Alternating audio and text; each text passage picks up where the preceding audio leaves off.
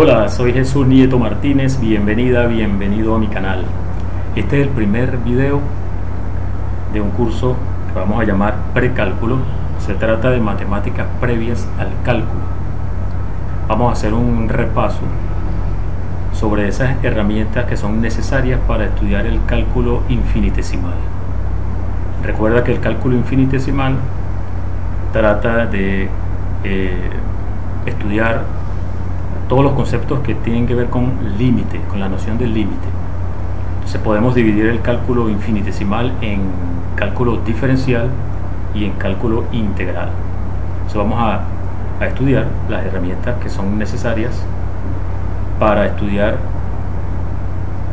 ese tema que tiene que ver con límites, todo lo que tiene que ver con derivadas o integrales. Para manejar bien esos conceptos es necesario repasar algunas nociones como la recta real, el conjunto de los números reales con su orden. Eso nos va a llevar a estudiar inecuaciones. Hay un concepto muy importante también que es el de valor absoluto. Vamos a resolver inecuaciones con valor absoluto y luego veremos un repaso de el plano cartesiano. Estudiaremos rectas, circunferencias y finalmente funciones, concepto fundamental para estudiar cálculo diferencial. Bien, vamos a la pizarra. Comenzamos entonces con un breve repaso de los números reales. Recuerda que una forma de visualizar el conjunto de los números reales es a través de los puntos de una línea recta. Es la recta que se conoce como la recta real. Tú colocas en cualquier punto de esa recta el 0, estableces una unidad y con esa unidad ubicas a la derecha del 0 los números positivos y a la izquierda los números negativos. Lo que estoy marcando en color azul, estos puntos corresponden a los números 1, 2, 3, 4, 5, etc. Esos son los números naturales. A la izquierda del 0, menos 1, menos 2, menos 3, etc.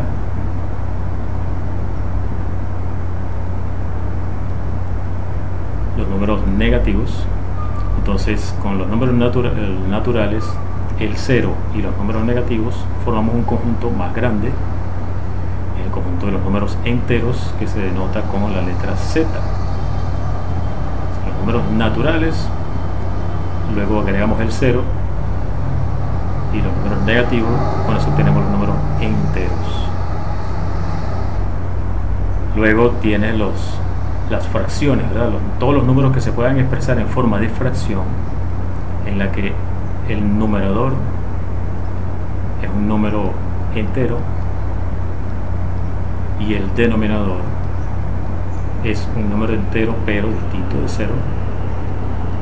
Todo número que se pueda escribir de esta forma se dice que es un número racional.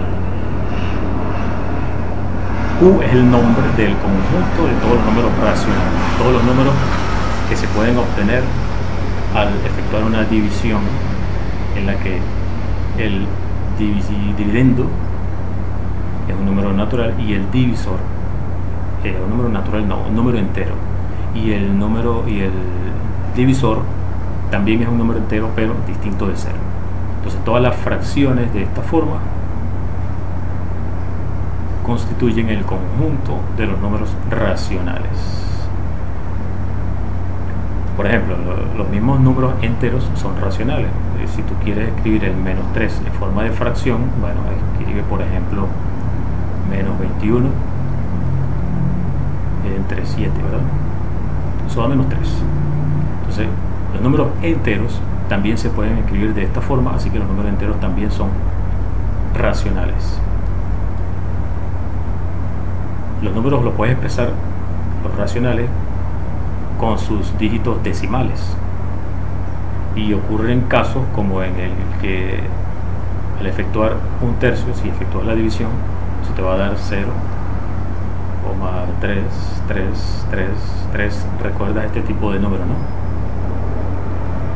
Que en matemática se expresan de esta forma.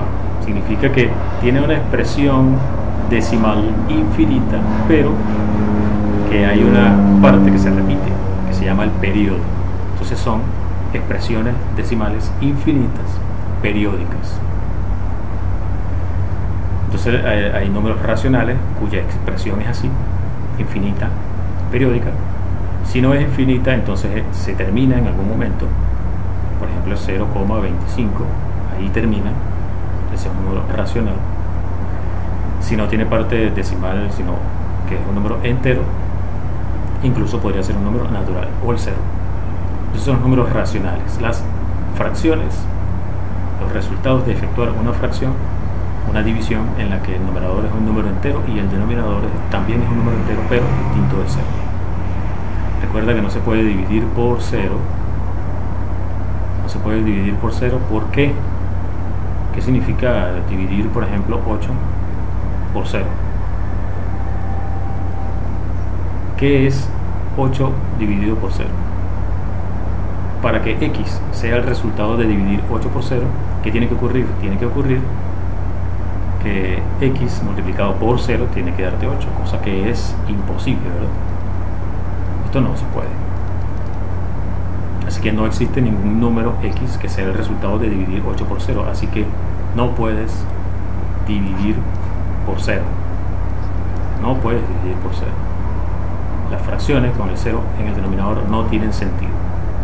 Por eso es que al definir los números racionales hay que hacer la acotación de que el denominador no puede ser 0. Entonces tenemos así el conjunto más pequeño de los números naturales, de los números que vamos a considerar, el de los números naturales, del 1 en adelante, 1, 2, 3, etc. Ellos están dentro del conjunto más grande, que es el de los números enteros, que incluye a los naturales, al 0 y a los negativos, que son los opuestos de los naturales. Y luego formando fracciones, combinaciones de estos números en los que el denominador no sea 0, obtienen números racionales. Eso va llenando todos estos puntos que están en la línea recta. Faltan por considerar lo que se llaman los números irracionales. Son aquellos que tienen representación decimal infinita, pero no hay un periodo que se repita. Son los números irracionales. Puedo mostrarte el ejemplo de la raíz cuadrada de 2 y el famosísimo número pi. Para ver eso quiero mostrarte un pequeño programa que tengo por aquí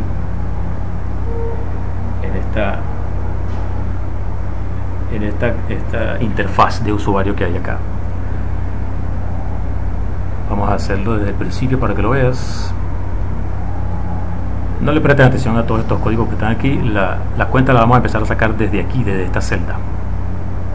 Vamos a llamar a x a la raíz cuadrada de 2. Así se escribe raíz cuadrada de 2 en este lenguaje de programación. Este lenguaje de programación se llama Python. Es un lenguaje muy versátil, muy bueno para trabajar cosas de matemática. Estoy diciendo que x va a ser la raíz cuadrada de 2. Es decir, si yo quiero ver x, le digo al programa que me lo muestre y él dice, bueno, x es raíz de 2. Está escrito así, la raíz cuadrada de 2. Y hay una función que te permite evaluar a x con la cantidad de decimales que tú quieras.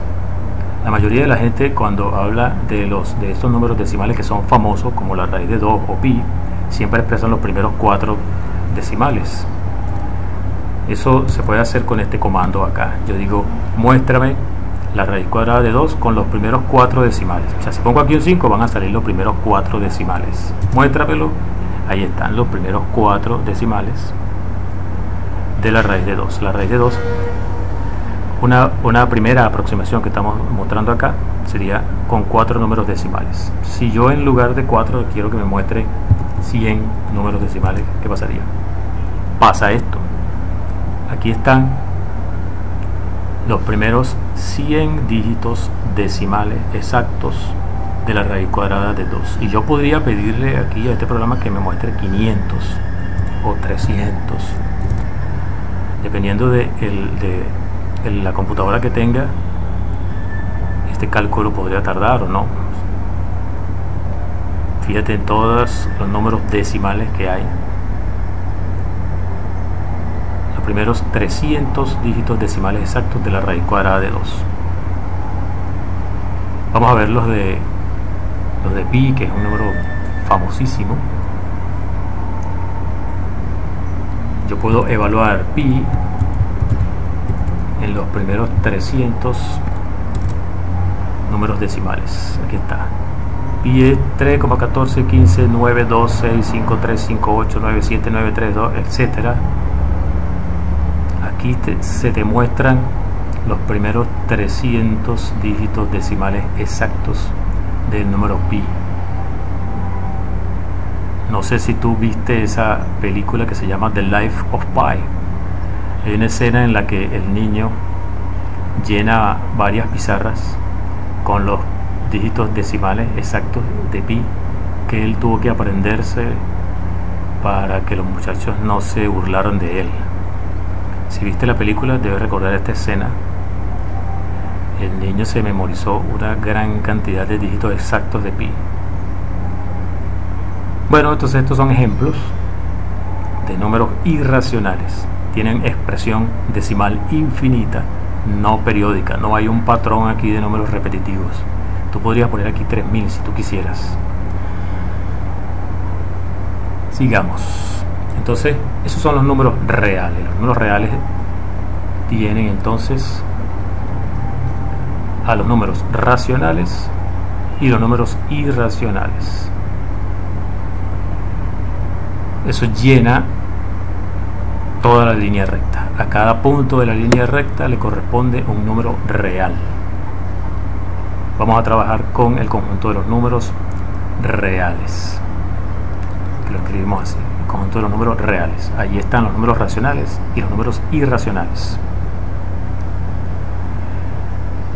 Respecto a los números reales, vamos a hacer énfasis en el orden en el que ellos están ubicados allí, los puntos en la línea recta. El orden es, aquí está el 0, aquí está el 1, etc. Aquí entre el 0 y el 1 están los números un medio, un tercio, etc. Dijimos que para acá los números positivos, para acá los números negativos, menos 1, menos 2, etc. A cada punto le corresponde un número. El orden es de izquierda a derecha. Mientras más a la izquierda está el número es menor. Es decir, el menos 1 es menor y se escribe con este símbolo. Menos 1 es menor, por ejemplo, que el 2. El menos 7 es menor que el menos 3. ¿No? En la línea recta, el menos 7 está ubicado más a la izquierda que el menos 3. Ese es el orden. Y nos interesa del orden algunas propiedades. Las propiedades que son importantes para resolver lo que vamos a llamar inecuaciones. Propiedades del orden. Primera propiedad: supongamos que tienes una cantidad X y tú sabes que esa cantidad es menor que otra cantidad Y. Independientemente de cuánto sea X o de cuánto sea Y, supongamos que lo único que sabes es que X es menor que Y. Y si A es cualquier otro número real, lógicamente, si X es menor que Y, al sumarle a X A y al sumarle a Y ese mismo A, los resultados siguen guardando la misma relación. Si X es más pequeño que Y, entonces X más A sigue siendo menor que Y más A. Eso es lógico. Y esa es una propiedad que tiene la relación de orden en los números reales. Si X es más pequeño que Y, entonces al sumarle cualquier número a X y ese mismo número sumárselo a Y, entonces los resultados guardan la misma relación. ¿Ok? Esa es la primera propiedad. La segunda propiedad es algo parecido a esto, pero con respecto a la multiplicación. Si x es menor que y, ¿qué ocurre cuando a x lo multiplicas por a? Y si a y lo multiplicas por a, ¿qué ocurre en este caso? En este caso hay que tener cuidado, porque si el número que estás usando para multiplicar es negativo, se voltea la desigualdad. Por ejemplo, agarremos un caso en el que se cumpla esta relación. Digamos, el 2 obviamente es menor que 7, ¿verdad? 2 es menor que 7.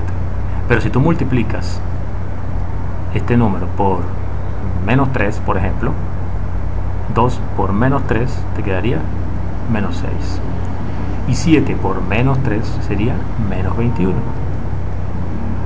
Pero el menos 21 en la línea recta está más a la izquierda que el menos 6. Por lo tanto, aquí la desigualdad es al revés.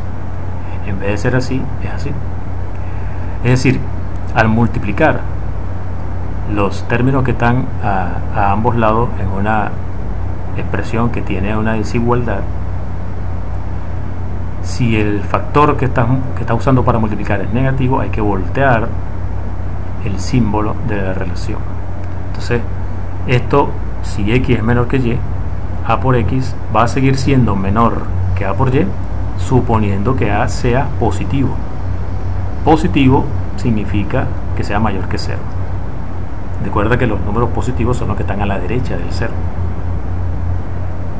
Y si a es negativo, entonces a por x va a ser ahora mayor. Se cambia el sentido de la desigualdad, ¿no? O sea, me va a quedar aquí a por x, a por y, pero ahora al revés, si se da el caso en que a sea negativo. Entonces, ¿cómo vamos a leer estas propiedades de la relación de orden? La primera dice, si tienes una desigualdad, x menor que y, por ejemplo, y a es un número real cualquiera, entonces sumar a ambos lados en la desigualdad mantiene el orden de la desigualdad, el sentido de la desigualdad. Si yo sumo aquí un número y sumo ese mismo número de este lado, la desigualdad se mantiene con el mismo sentido. Este resultado sigue siendo menor que este resultado. Pero con la multiplicación hay que tener cuidado. Si tienes una desigualdad y multiplicas a ambos lados de la desigualdad, entonces se mantiene la desigualdad con el mismo sentido si es positivo el factor que estás utilizando. Se voltea el sentido de la desigualdad si el número que estás utilizando para multiplicar es negativo. Entonces hay que tener cuidado al multiplicar ambos lados en una desigualdad. Hay que tener cuidado. Si el factor es positivo, se mantiene la desigualdad con el mismo sentido. Si el factor que estás utilizando es negativo, entonces lo volteas. Esas son las primeras propiedades que van a ser muy útiles a la hora de resolver problemas. El tipo de problema que vamos a resolver, que es al principio de este curso, que son las inecuaciones. Inecuaciones con una sola incógnita, ¿no? Porque se pueden estudiar con diferentes cantidades de incógnitas. En este curso solamente vamos a trabajar con una incógnita. Entonces, si tienes una inecuación, ¿qué es una inecuación? Por ejemplo, digamos que tú quieres saber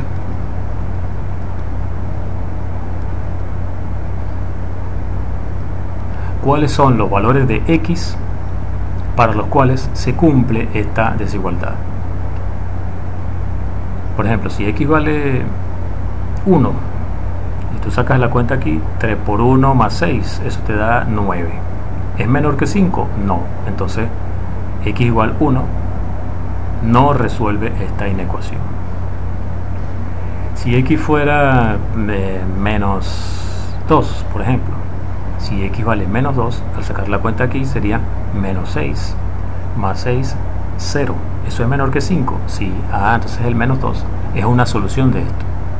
Pero no es la única. Si tú dices que x vale, por ejemplo, menos 1, entonces al multiplicar el 3 por el menos 1 sería menos 3, más 6 serían 3. ¿Eso es menor que 5? Sí.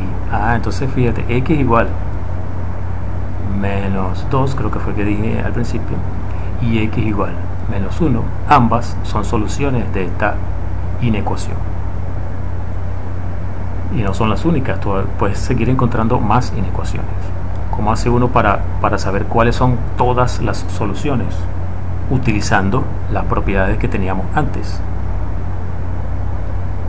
Por ejemplo, si tú sumas de este lado, menos 6 se eliminaría con este. Puedes sumar a ambos lados de esta inecuación. Puedes sumarle menos 6. Sumas menos 6, sumas menos 6. De este lado te quedaría 3x. De este lado te quedaría menos 11. Y también puedes multiplicar por un tercio.